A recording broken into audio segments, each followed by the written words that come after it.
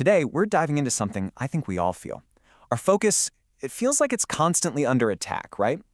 We're going to explore the science behind our shrinking attention spans, and more importantly, find some real, practical ways to get your mental clarity back in a world that is just built for distraction. You know the feeling.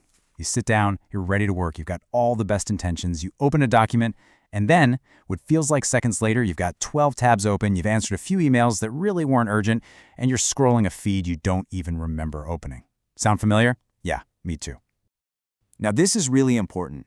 If you're struggling with this, you need to hear this loud and clear. It is not your fault.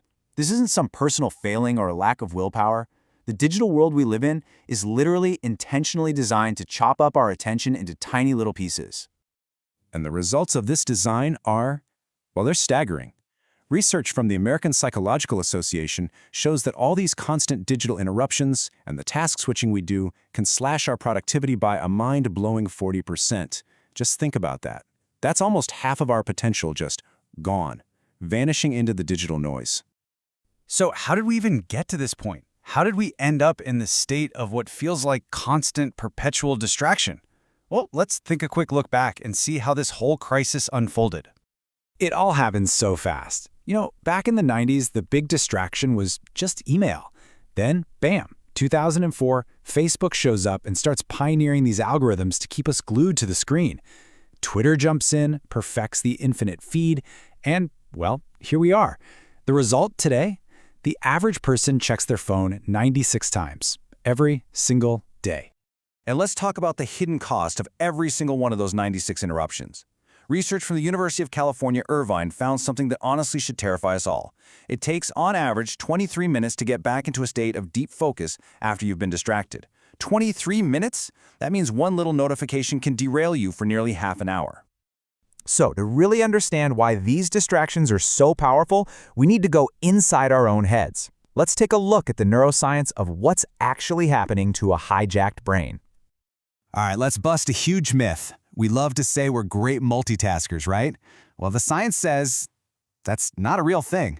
Our brains physically cannot do multiple complex tasks at once. What we call multitasking is actually just our brain frantically switching back and forth between things. And not only is it inefficient, but studies show it can temporarily lower your IQ by as much as 15 points. It literally makes you dumber for a bit. So this is the key idea right here, switching cost. Think of it like a tax. Every single time you jump from that report you're writing over to an email and then back again, your brain pays a tax. It burns through precious mental fuel, glucose to be specific. This is exactly why you can have a busy day of multitasking and feel totally exhausted at the end, but feel like you got absolutely nothing done. Okay, enough of the bad news. We get it, it's a problem. So let's talk solutions. The good news is we can fight back.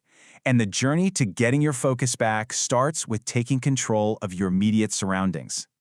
And look, this doesn't have to be complicated. Simple little tweaks to your workspace can make a huge difference. A good chair means you're not wasting mental energy on being uncomfortable. Good lighting can literally boost your mood and your focus. A clean desk means less visual clutter for your brain to process. And get this, research has shown that just having a single plant in your workspace can boost your concentration by up to 15%. How cool is that? And now, for the digital battlefield, you can get control back with this simple 3-step process. First, audit. Be ruthless. Delete those apps you never use. Next, organize. Treat your computer desktop like your physical one. Put things in folders. And third, and this is the big one, control. Turn off your notifications, all of them that aren't absolutely mission-critically essential. All right, so you've cleaned up your environment. Now we can turn our attention inward. It's time to start actually training the muscle of concentration itself.